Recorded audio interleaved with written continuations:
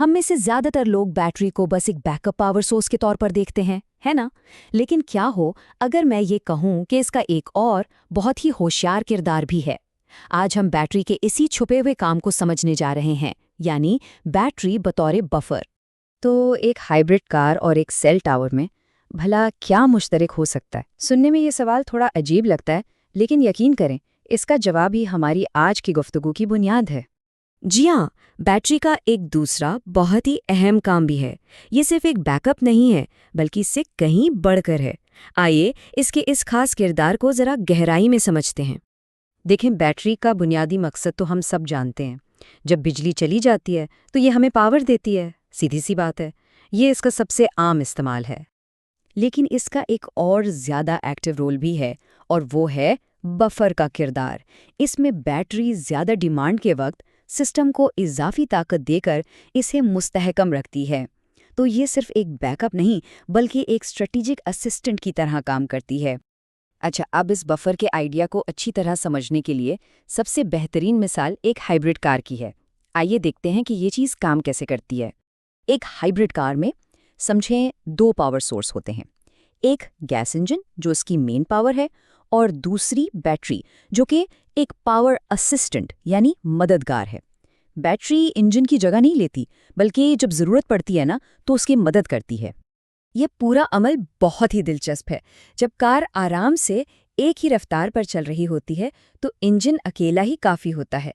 लेकिन जैसे ही आप रफ्तार बढ़ाते हैं, एकदम से बैटरी इंजन की मदद के लिए पावर देना शुरू कर देती है। और सबसे मज़े की बात, जब ब्रेक लगती है तो इससे जो तवानाई पैदा होती है ना, बैटरी उसी से खुद को रिचार्ज कर लेती है। ये एक मुकम्मल और बहुत ही कारआमद साइकिल है। तो चलें, अब गाड़ी की मिसाल से निकलकर हकीकी दुनिया की तरफ आते हैं। देखते हैं कि ये बफर वाला आइडिया हमारे बड़े पावर सिस्टम्स में कैसे काम करता है, ख़ास तौर पर उन वक्तों में जब डिमांड बहुत ज़्यादा हो। उसकी एक बहुत ही अहम मिसाल है सेलुलर रिपीटर टावर्स।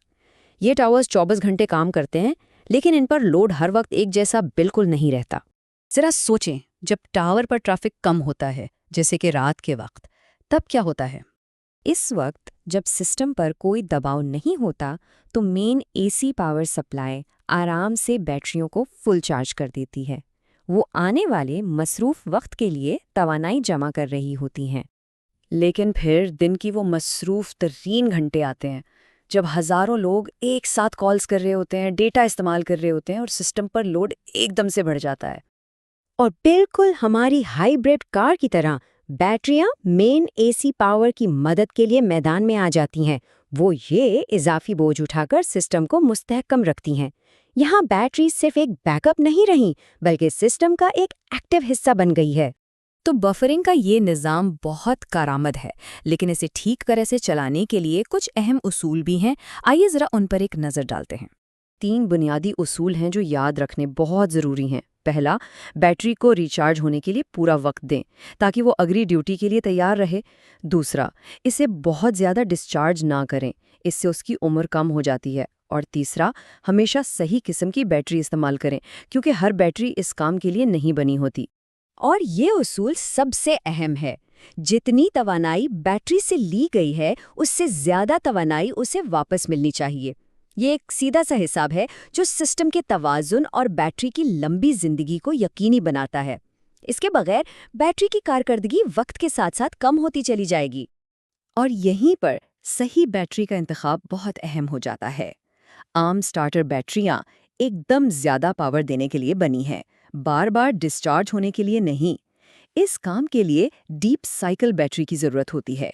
ये बैटरी खास तौर पर बार बार डिस्चार्ज और रिचार्ज होने के लिए ही डिज़ाइन की जाती है, बिल्कुल एक मैराथन रनर की तरह। तो जैसे जैसे हमारी तवानाई की ज़रूरियात बढ़ रही हैं, हमें ये सोचना होगा कि हमारी बैटरियों को मुस्तकबिल में और कौन-कौन से पोशीदा काम अंजाम देने पड़ेंगे। ये सवाल हमें आने वाली टेक्नोलॉजी के बारे में सोचने पर मजबूर करता है।